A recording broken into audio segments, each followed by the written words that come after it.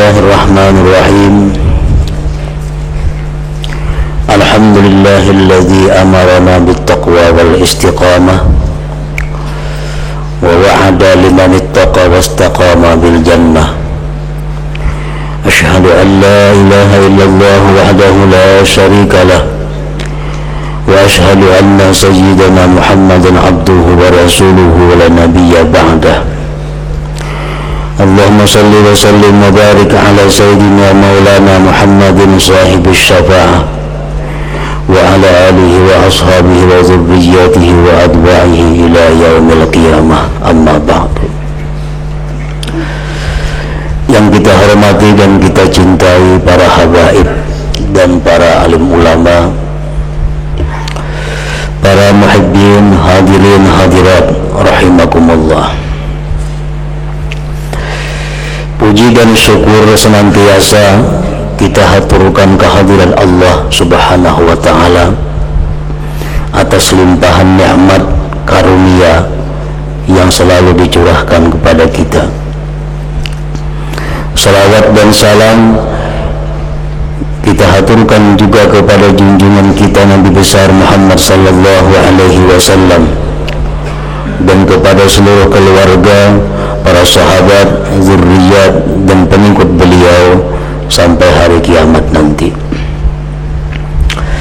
Para muhibbin rahimakumullah, hadis yang ke-21 dari 40 hadis. An Abi Amrin wakila Abi Amrata Sufyan ibni Abdullah radhiyallahu anhu qala qultu ya Rasulullah kulli fil Islam qawlan la as'alu anhu ahadan ghairak qala qul amantu billah thumma istaqim, rawahu Muslim. Hadis yang ke-21 dari Abi Amr, dan dikatakan orang Abi Amrah. Sufyan bin Abdullah radhiyallahu anhu berkata,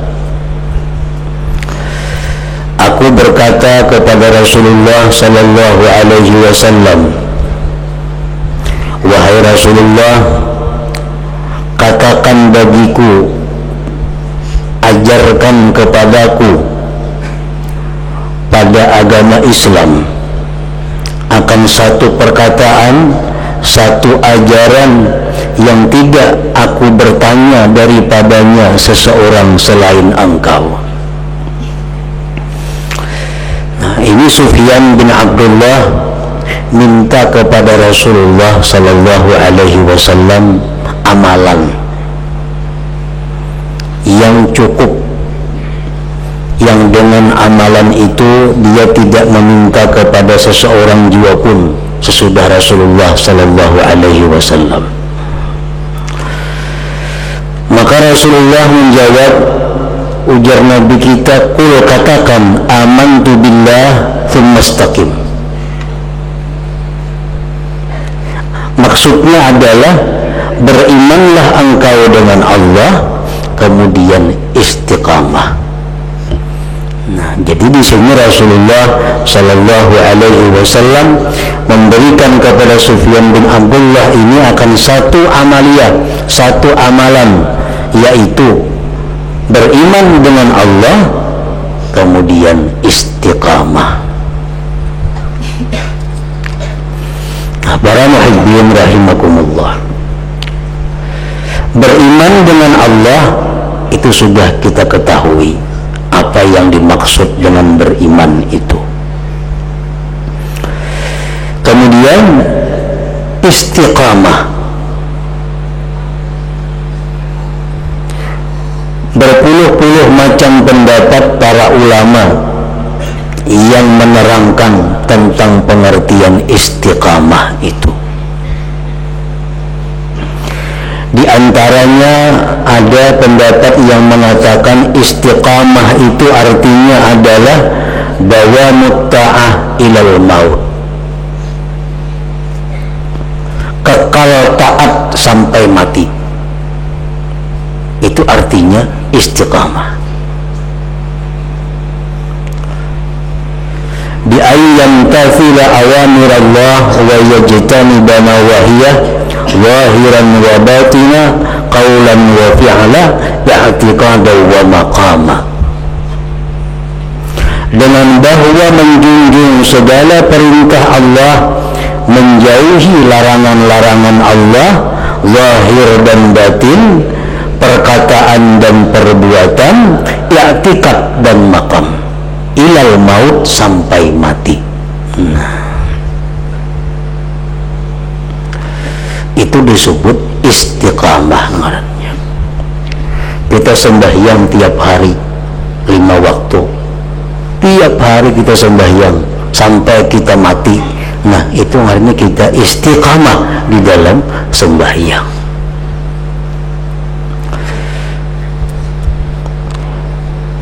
Kita berkata perkataan yang diridai oleh agama sampai kita mati, tidak ada keluar kata-kata di mulut kita yang dilarang agama. Kita pertahankan mulut kita menuturkan yang diharamkan Allah sampai mati. Itu ngarannya istiqamah pada perkataan.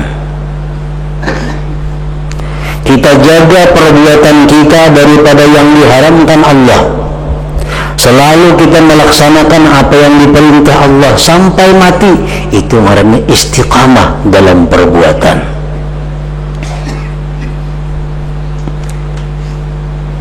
I'tikad kepada Allah tidak pernah berubah. Dalam keadaan susah, dalam keadaan senang, dalam keadaan sempit, dalam keadaan lapang, selalu kita menganggap bahwa Allah itu adalah Tuhan yang bersifat sempurna, yang maha suci dari kekurangan-kekurangan. Sampai mati kita demikian, kita istiqamah dalam i'tikad.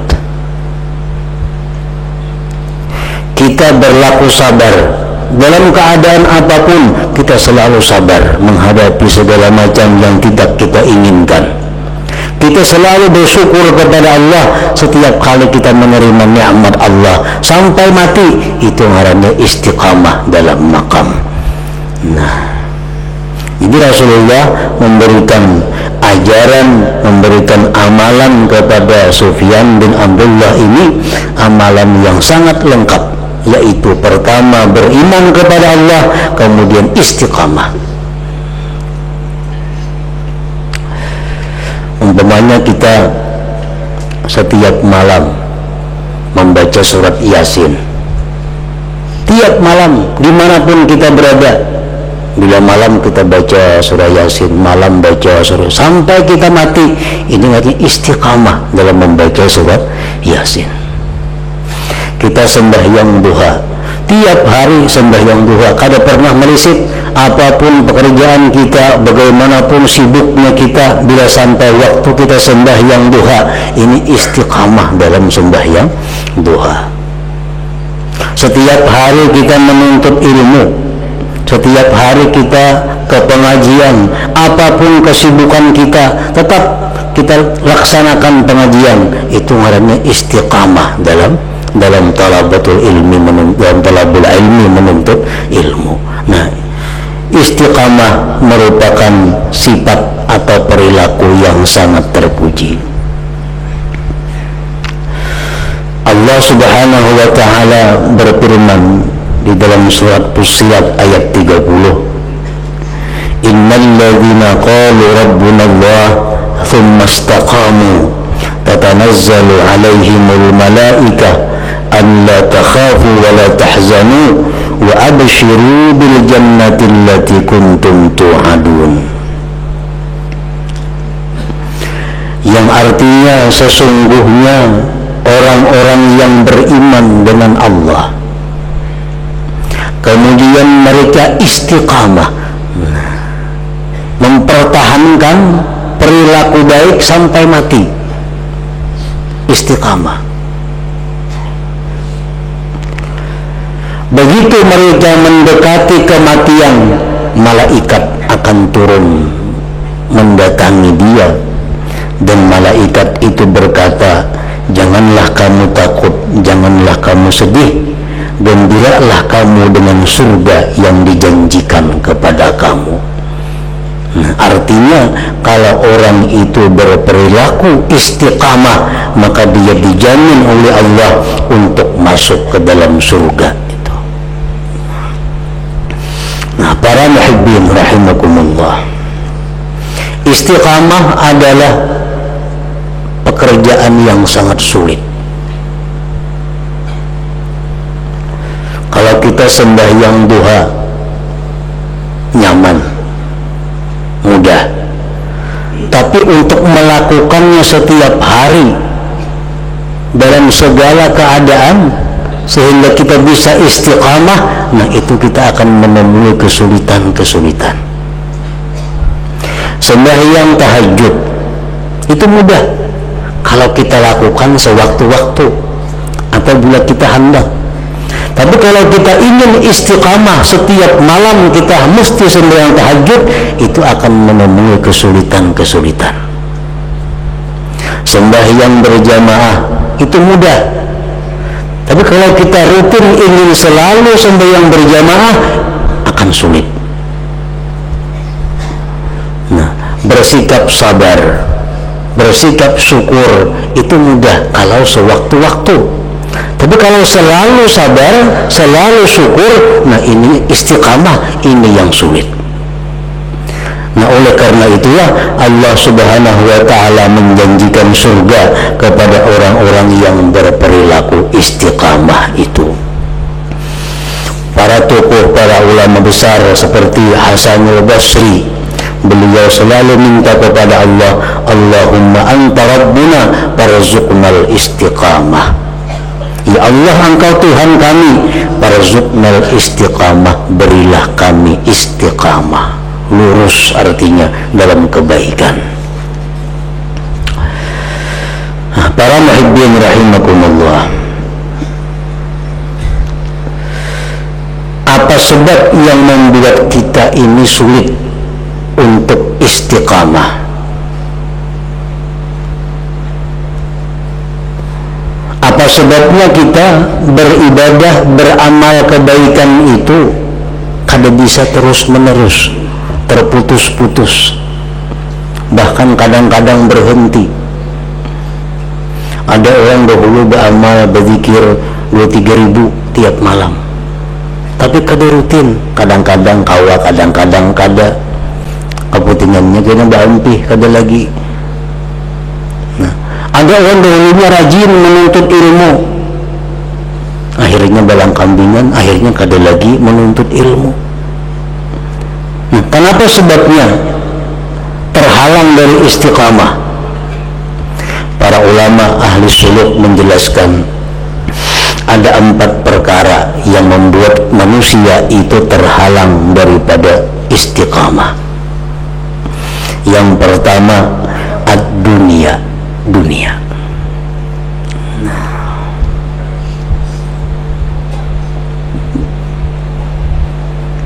Kekayaan, harta benda, usaha, kepangkatan, kedudukan, jabatan, itu seringkali menghambat rutin kita untuk ibadah.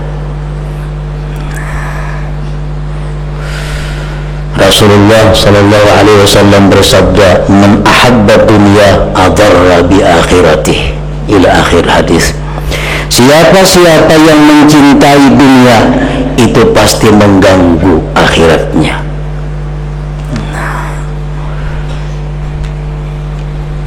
Imam Abu Hazim berkata, "Yasirud dunya yashghalu an katsiril akhirah."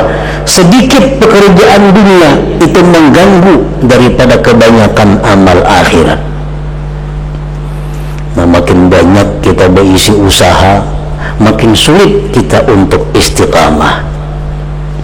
Kita buka lagi usaha, kita buka lagi usaha, tambah lagi usaha, makin ketinggalan daripada istiqamah, makin sulit untuk menjaga rutinitas beribadah kepada Allah Subhanahu wa ta'ala.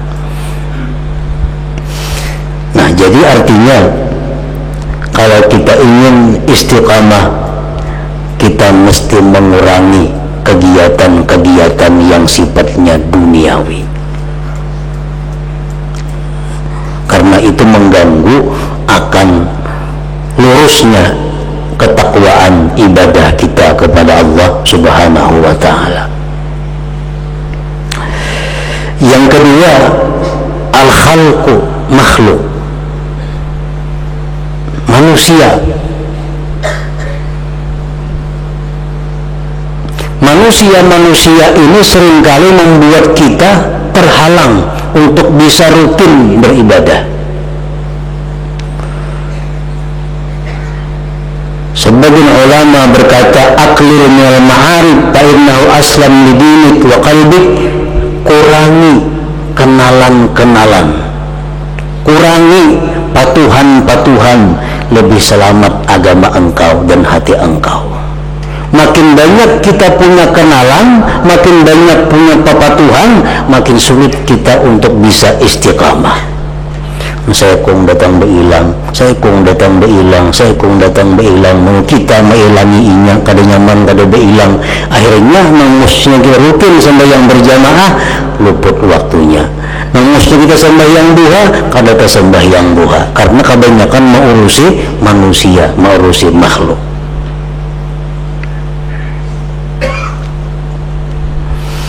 Jadi artinya kalau kita ingin istiqamah, ingin bisa terus dalam ibadah kepada Allah, mesti mengurangi pergaulan kepada makhluk Allah, khususnya manusia ini. Yang ketiga yang menyebabkan kita terhalang dari istiqamah adalah godaan syaitan di dalam hati kita. Allah Subhanahu wa ta'ala berfirman, inna syaitan lakum aduwwun fattakhizuhu aduwwa. Syaitan itu, ujar Tuhan, musuh kamu, jadikan dia musuh, jangan dijadikan kawan. Nah, mengawali syaitan artinya mentaati apa yang didorong oleh syaitan. Nah, bisikan-bisikan syaitan yang masuk ke dalam hati kita itu mengganggu lurusnya ibadah kita, mengganggu istiqamah kita. Bagaimana caranya menghindari syaitan agar kita terhindar daripada kejahatan-kejahatan syaitan? Para ulama menjelaskan, yang pertama, menjauhi kawan-kawan syaitan. Kalau kita hendak bermusuh lawan syaitan, kita kada hendak digoda, diganggu oleh syaitan, kita mesti jauh dahulu dengan kawan-kawan syaitan. Jangan akrab, jangan dekat dengan kawan-kawan syaitan. Karena bila kita akrab, bila kita dekat dengan kawan-kawan syaitan, sama dengan syaitannya. Siapa kawan-kawan syaitan yang kita dianjurkan, diperintahkan jangan mendekati mereka? Pertama, sultanun jair, raja yang zalim, pemerintahan yang zalim. Nah, jangan dekat kepada mereka, karena mereka ini kawan syaitan. Kita dekat kepada mereka sama dekat dengan syaitan.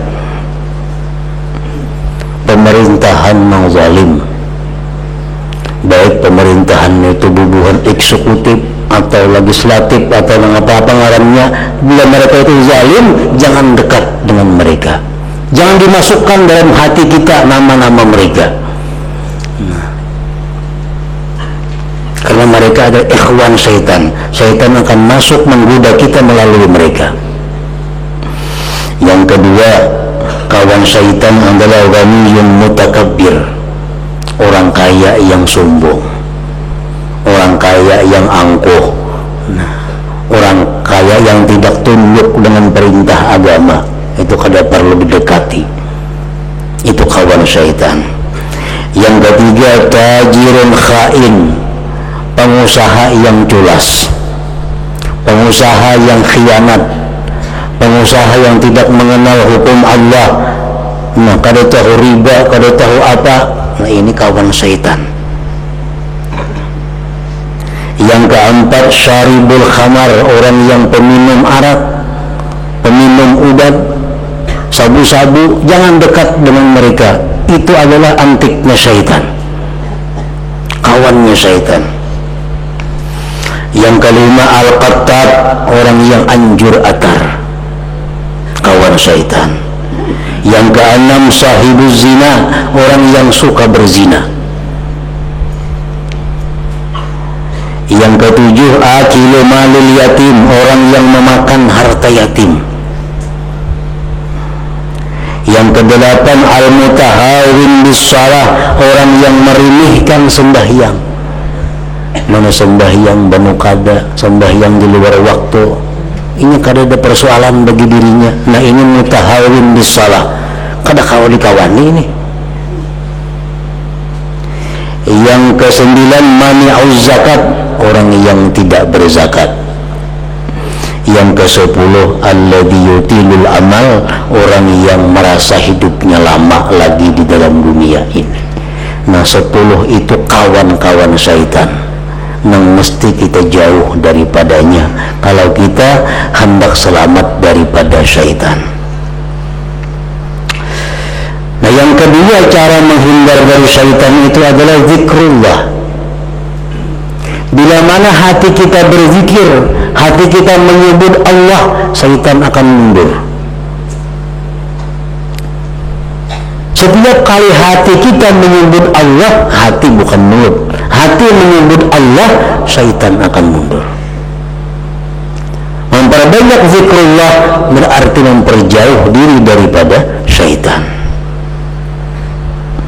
Nah, yang ketiga, al-ilmu bi khatar syaitan, mengetahui dengan khatar syaitan.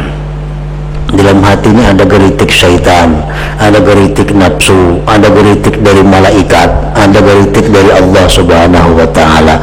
Nah, mengetahui itu adalah jalan untuk menyelamatkan diri dari tipu daya syaitan. Nah, yang ketiga, yang menghalangi kita istiqamah adalah syaitan. Yang keempat, an-nafsu, nafsu yang ada dalam diri kita. Allah Subhanahu wa ta'ala berfirman, innan nafsa la'ammaratun bisu, nafsu itu selalu mengajak, memerintahkan, mengarahkan kepada kejahatan. Nafsu ini katujunya nang nyaman, katujunya nang senang, karena memikirkan akibat. Ini nafsu. Yang penting bagi nafsu itu kesenangan sesaat. Masalah isuk kena kayak apa, itu urusan dudi. Nah, selama kita masih mentaati nafsu, kita akan sulit untuk istiqamah. Kita akan sulit untuk selalu taat kepada Allah sampai mati.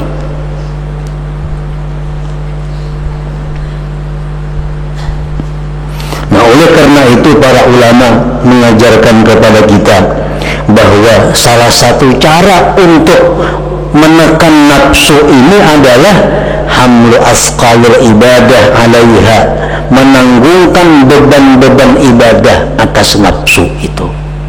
Kada kawa kada dipaksa. Kita hendak beribadah, ibadah ini sulit. Nah, itu kada kawa kada dipaksa. Paksa. Setiap ibadah yang kita senang, setiap ibadah yang kita rami, ibadah yang kita katuju, itu ibadah nafsu. Ibadah nafsu. Nah, cari ibadah-ibadah, cari amalan-amalan yang nafsu kita kada katuju melakukannya. Nah, dengan demikian nafsu dalam diri kita itu akan menjadi jinak dan patuh kepada kita. Nah, 4 perkara inilah yang dalam kenyataannya mengganggu kita untuk selalu taat kepada Allah. Kenapa kita kadang-kala aktif untuk ini ibadah, kadang-kala aktif untuk ini perbuatan taat? Mungkin karena kebanyakan urusan dunia. Mungkin karena kebanyakan yang diurusi manusia, mungkin karena bisikan syaitan, mungkin karena dorongan daripada nafsu. Nah, 4 hal inilah yang membuat kita terhalang daripada berperilaku istiqamah. Padahal perilaku istiqamah itu merupakan satu tingkatan yang sangat mulia, yang sangat agung di sisi Allah Subhanahu wa Ta'ala.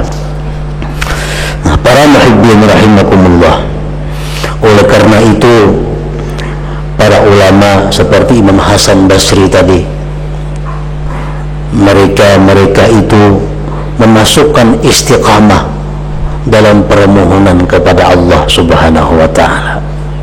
Nah, jadi bukan hanya minta kesehatan kepada Allah, bukan hanya minta keselamatan, bukan hanya minta macam-macam, tapi yang lebih penting minta kepada Allah istiqamah. Allahumma anta rabbuna farzuqnal istiqamah. Itu doa Sayyidina Hasan Basri radhiyallahu taala anhu. Nah, kemudian hadis yang ke-22 ila hadratin Nabi sallallahu alaihi wasallam. Al-Fatihah.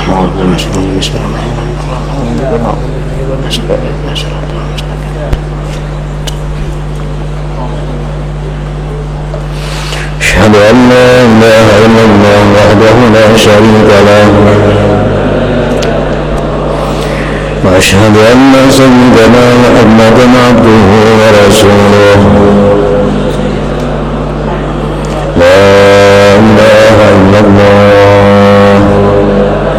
Astaghfirullah, la ilaha illallah, astaghfirullah, la ilaha illallah, astaghfirullah, la ilaha illallah, wa natubu ilallah, la ilaha illallah, Muhammadur Rasulullah sallallahu alaihi wasallam.